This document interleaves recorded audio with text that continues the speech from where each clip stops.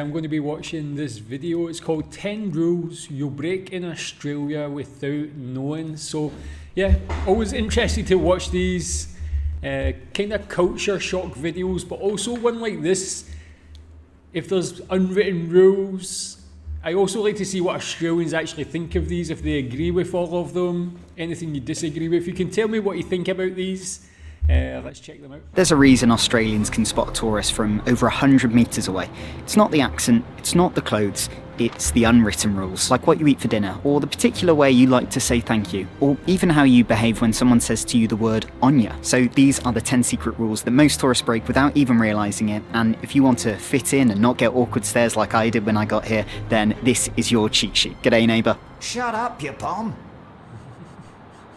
Of course, these aren't actual laws. If you break them, you're not going to get sent to jail, but they're just things that are either frowned upon or a bit awkward. So in this video, we're going to learn a few things, we're going to laugh at a few things, and let's get into number one, which is swearing for no reason.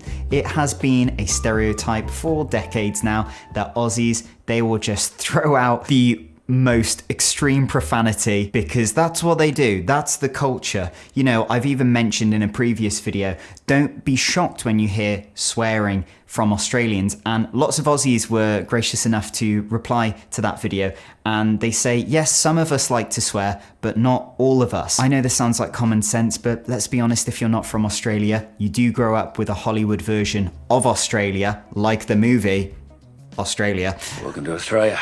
And you think, oh, that's how the country is in the 21st century. And it's just not. So read the room. It's contextual and it's strategic. You don't just walk into a new group of people and start throwing around the F-bomb and thinking everyone's going to be like, oh, you're our mate now, come here, come here. So whatever you do, read the room. Don't think that because you watch that Hollywood movie about Australia where everyone's dropping the C-bomb that it's cool to do. It might not be, and it might really, really embarrass you. Even if you're a tourist for a couple of weeks, coming away from it, having made a few Aussie mates is awesome, and Australians are very open to communicating and becoming friends with you, but they're less likely to if you're trying too hard at being someone that you're not. And while we're here, give the video a like, or I'll tell every Aussie I know that Foster's is your favourite beer. I'm joking, I won't really. Or will I? Number two is... Yeah, I've seen people mention that before, because when I watch these culture shock videos, people always say they're shocked by the swearing, but yeah, as he said in the comments, a lot of people always say that it's not really the norm for people to swear a lot. Maybe for some people it is, and I guess that's the same where I'm from in Scotland. We have a reputation for swearing a lot, and I think it's probably more deserved than Australians. We do swear a lot, but again, it's like the same as everything. It's not everybody, it doesn't apply to everybody. Is there anybody you know specifically that just doesn't stop swearing? Always thank bus drivers and service staff. Of course, this doesn't just go for buses. In Australia, just like where I grew up in the UK, Cheltenham, Gloucestershire, you thank the bus driver. It's very rude not to. It's also good that when you get onto the bus, if you're getting on from the front, you tap your card, say hello to the bus driver. If you get onto a very quiet bus and you feel like there's lots of eyes on you, especially because you're in a new country, and I get it, it's a bit scary. You feel like you've got the spotlight on you and all the local Aussies are looking at you and thinking, oh, that's a tourist, that's a tourist. Well, just like the spotlight effect talks about, this isn't really happening. It's generally in your head, and saying hello and saying thank you to the bus driver for their service is a really good thing to do. And honestly, if you want to fit in here, Aussies will think you're a bit of a legend if you do that. This isn't to say though that if you take the seat near the bus driver that they want to chat to you while they're working. No, you know, keep some boundaries there. And the same goes for any of the passengers on the bus. They might not want to chat to you as well. And when you tap your card to leave the bus, definitely say thank you. It's really important to do. This isn't something that you just do on the bus here. You'll definitely do it on any domestic flights that you take in Australia. If you go to cities where there's ferries as public transport, like Sydney or my home, which is Brisbane, then definitely thank the ferry staff, especially as you'll be passing them face to face. It's just awkward if you don't. So remember that, and you'll have a good time here. And just a quick one, apparently 98% of you who watch these videos regularly aren't even subscribed yet. So if you are enjoying this, hit that subscribe button. Really helps me to keep these videos coming. Let's get back into it. Number three. Yeah, that one for me is like the most important one, just always saying thank you. No matter where I go, if I go on holiday, to like Japan, Korea, anything like that, the first word I always learn is thank you. I just think it's always, no matter where you're going, obviously some countries have a reputation for being polite, like Australia, Japan, Korea, and so on. So it's always important to learn thank you. Not obviously needed in Australia, but for other countries. But it's like one thing I noticed, like here in Malaysia and other Southeast Asian countries, is people are not so polite, and they generally treat people who are like service staff and so on quite badly, and I really hate it, man. It's one thing I dislike. I love my life here, but the way they treat people who they perceive to be below them, unfairly of course, is just very bad. I will never not say thank you. I always say thank you, be polite, especially when you're a guest in another person's country. It's very important. Just giving everybody that respect. I would be really overly saying thank you. Sometimes it's probably a bit weird. I'm just very gracious, but I'd rather be that than be rude, honestly. Don't litter. You might think this is common sense, but it's still really important to say. This is frowned upon hard. Not only are there steep fines if you get caught, but Australians and Australia as a whole, they really care about their agriculture, their ecosystem, their wildlife. And you should too, because you're stepping into somebody else's home at the end of the day. Even if you're only here for a temporary amount of time, you wouldn't walk into your mate's house with muddy shoes, trample mud all over it onto their lovely cream carpet, and then drop a cigarette end on the floor. So don't do that in Australia. I mean, you can wear muddy shoes in Australia, just don't do the cigarette bit. But the reason why I said this at the start is that it's common sense, is that there is no excuse. If you get told off for littering, you cannot reply with, oh, I'm sorry, I didn't know that was a thing here. I don't know of many countries where it's okay to freely litter. So ignorance is not an excuse for breaking the law.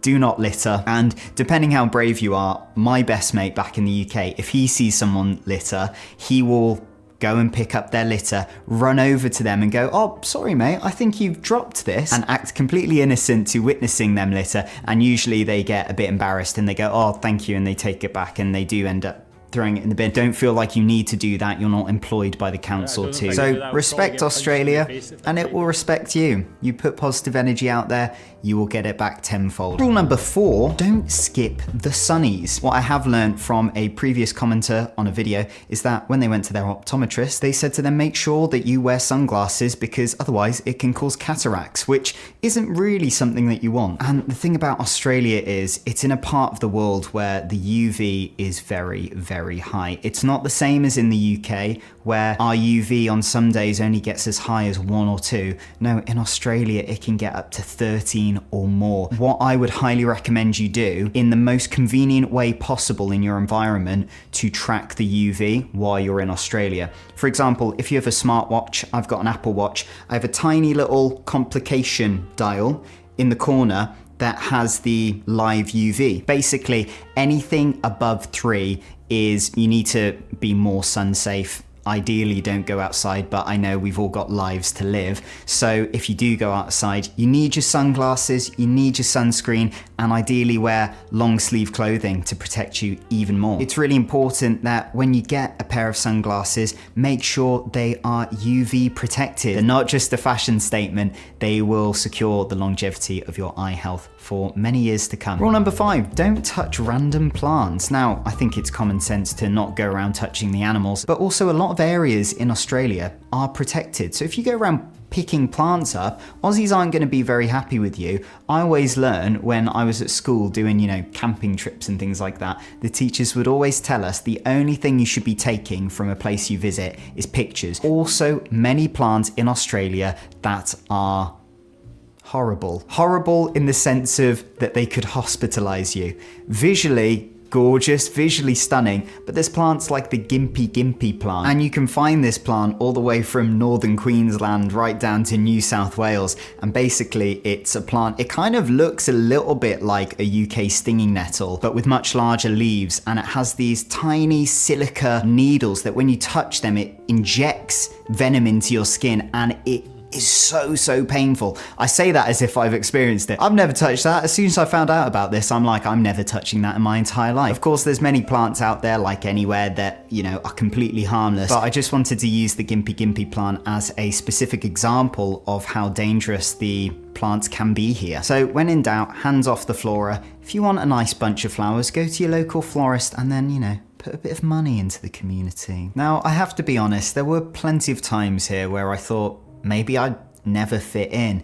Felt like maybe I'm a bit too British, a bit too like awkward and stiff sometimes. It's also that sort of feeling of seeing, you know, like Aussie blokes talk to each other in their like really cool Queenslander accents, and the conversation just seems to flow a bit more naturally. And, you know, I'm not the most masculine man, as a lot of you know.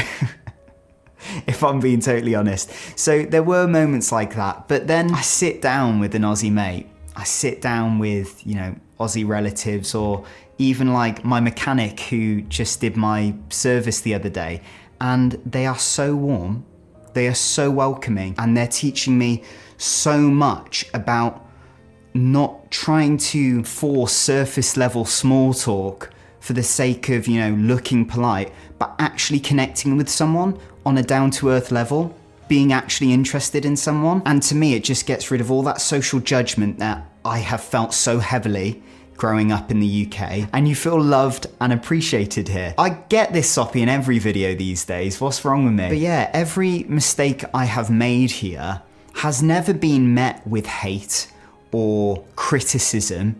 It's been met with a bit of a smile, a bit of banter, but then a pat on the back saying, mate, you're becoming one of us, you're becoming an Aussie. It makes me a bit emotional, honestly, because that's really lovely. Anyway, rule number 6.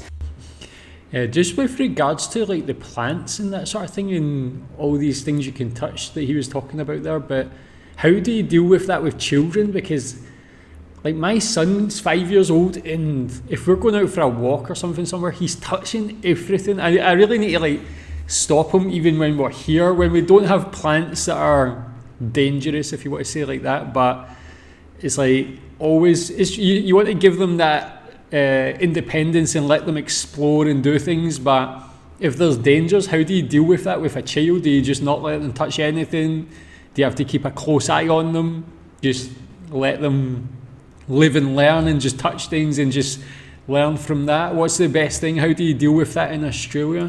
Don't talk someone's ear off. Remember when we were talking about having lovely conversations with Aussies? They love to connect with you and to make a new friend, but there is a point where it's okay to sit in silence with your new Aussie mate, and that's okay.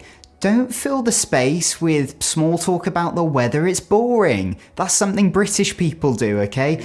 If you're in Australia, you can be an Aussie and you don't need to fill that silence. So read the room. Aussies sometimes value a bit of quiet over constant chatter. Honestly, family occasions in the UK, like our traditional Boxing Day event with my mum's side of the family, if I, had a bit of chat with everyone and then was quiet for most of the day, I'd probably get quite a few family members coming up to me and go, Sam, are you okay? Because in the UK, we sort of present to each other, we're doing okay with constant chatter. But in Australia, I'll go to a family event, and if I want to be quite quiet for most of the day, everyone's fine with it. They don't bat an eyelid, really. And that's not because Aussies don't care. No, they do care, but they just understand that not everybody wants to talk all the time. Honestly, it's a relaxing thing. It's a relaxing thing not having that social pressure on you. Rule number 7, don't insult New Zealanders. I've had many an Aussie comment on videos. Not that I haven't been, don't worry, I haven't been insulting any New Zealanders. Australians have told me only Aussies can insult Kiwis and vice versa. It's like sibling rivalry. It's like a sibling relationship. If someone outside of those communities does so, then it just looks a bit tacky, really. So this isn't to try and, push you out of the group of, welcome to Australia. But, if you haven't grown up in Australia, if you're not culturally Australian, it's best to hold off on the very pointed, harsh banter towards Kiwis. So rule number 8. Yeah, that one makes sense, I guess. I guess it's quite a unique relationship. Kinda, you could say in a way similar to Scotland and England, but I guess maybe more friendly, and more loving than the Scotland-England relationship. I don't know if that's a fair comparison, maybe not, but would you be offended if like some outsider was like slagging off New Zealand? Why would you slag them off as well? I guess like there's a lot of sporting banter, maybe that's where it comes from these days. I don't know. Tell me more about that. Don't tell Aussies their slang is wrong. Arvo, servo, devo, bottle-o, and Aussies, I have to admit, when my Australian wife Maddie was teaching me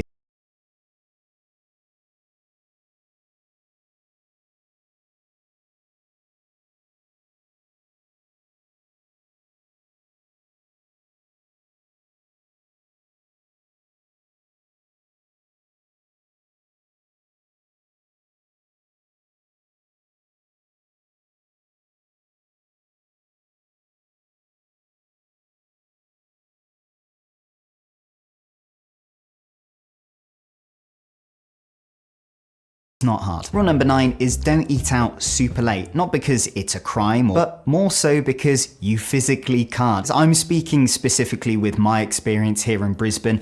A lot of kitchens close quite early. We're talking like 9 or 10 p.m. And you know, to Aussies that might sound quite late, but if you have grown up in Europe like I did, lots of kitchens are open quite a lot later. If you go to France, if you go to Spain, the kitchens are open very late. I mean, the Spanish famously, they don't start eating until like 9 or 10. And I felt this very hard. I've been working far too late one night, you know, editing my videos. It's got to 10 p.m. and I've said to Maddie, oh, it's late, should we just go out to eat? And she'll go, where? There's literally nowhere you can go right now apart from 7-Eleven. Don't learn the hard way. You don't want to go a night hungry. You don't want your little tummy to be rumbling while you're in your bed. It's not a good feeling. So Aussies, they like to eat early. They like to have their kitchens close early and plan ahead. Rule number 10 is... Yeah, that's one thing I did notice when I went to Australia. When we arrived in Melbourne, it was quite late. Then when we got to our Airbnb, or it was a hotel, can't remember, but it was, no, it was Airbnb, but we went out onto the street and there was just nowhere open. There was one shop, I think it was some sort of kebab shop or something like that. We ended up getting a kebab, but that was the only place that was open, and it was quite, during the day, that was quite a busy part of Melbourne as well. Yeah, that's one thing I think I would miss from Malaysia is here, there's so many places that are open like 24 hours a day. There's a lot of eateries.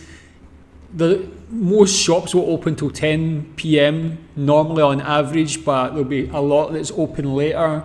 There's always coffee shops open later and a lot of 24-hour places, yeah. So yeah, you don't really appreciate it too much until you don't have it, I think. Is don't rely on Google Maps in super rural areas. I'm talking if you are going into the Outback, not only do you need to be prepared driving the right vehicle, having backup petrol, plenty of water, sunscreen, food, safe places that you can visit, but you can't rely on Google Maps. You need to start getting good at reading maps, a real map that you can hold in your hands. You're probably thinking, Sam, what do you know? You haven't even been into the Outback yet, even though you've lived here for a year. It's true, I've been exploring the lovely cities and towns, you know, it's very cushy and I'm enjoying myself. Don't worry, I definitely will be doing some Outback adventures when I'm back from my short stint in the UK this year, but I've got lots of Australian relatives via my Aussie wife who have told me all these stories about the Outback. I'm no expert, so check with as many Aussie locals as possible what you need venturing into the Outback, but also make sure you can read a proper map. But if you want to find out 10 more secret rules that tourists keep breaking here in Australia, then go watch this video here. Yeah, cool video. Tell me what you think about those. Do you agree with all of them? Yeah, using a real map. I guess a lot of people just use Waze or Google Maps these days. It's so convenient, and a lot of people lost the actual ability to use a map. I remember even there was like, when I first started driving, you used to have to go into like that website, put in where you want to like leave from, where you want to arrive, and then it would give you the directions, and you have to print that off, and then you actually have to take that into the car and read the directions while you're driving. Tell me if you remember that. I think it was something like that, but yeah, these days so easy. So tell me what you think about these rules. Thanks.